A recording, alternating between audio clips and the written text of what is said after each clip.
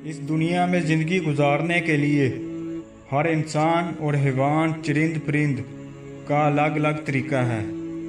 इस दुनिया में एक परिंदा अबाबील भी है जो अपना घोंसला कुएं में ही बनाता है।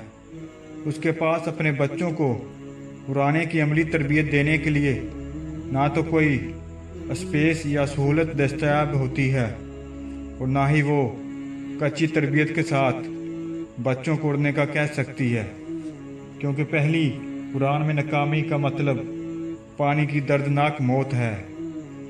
मज़ीद किसी ट्राई के अमकानात ज़ीरो हैं।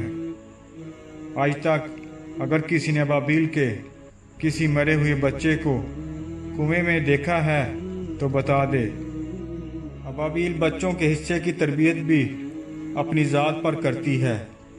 बच्चों से पहले अगर वो अपने घोंसले से दिन भर में 25 उड़ानें लेती थी तो बच्चे अंडों से निकलने के बाद 75 उड़ानें लेती है। यूं माँ और बाप 150 उड़ानें लेते हैं ताकि अपने बच्चों का दिलो दिमाग इस यकीन से भर देते हैं कि यहाँ से उड़कर सीधा बाहर जाना है और बस और कोई ऑप्शन नहीं है।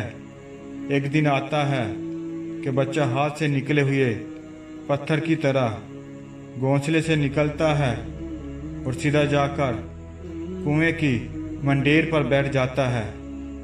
हमारी औलाद हमारे यकीन में से अपना हिस्सा पाती है। अगर हम खुद यकीन और अमल से तही दस्त होंगे तो औलाद को क्या देंगे। बच्चों को कहानियाँ ना सुनाएं बल्कि अमल करके दिखाएं।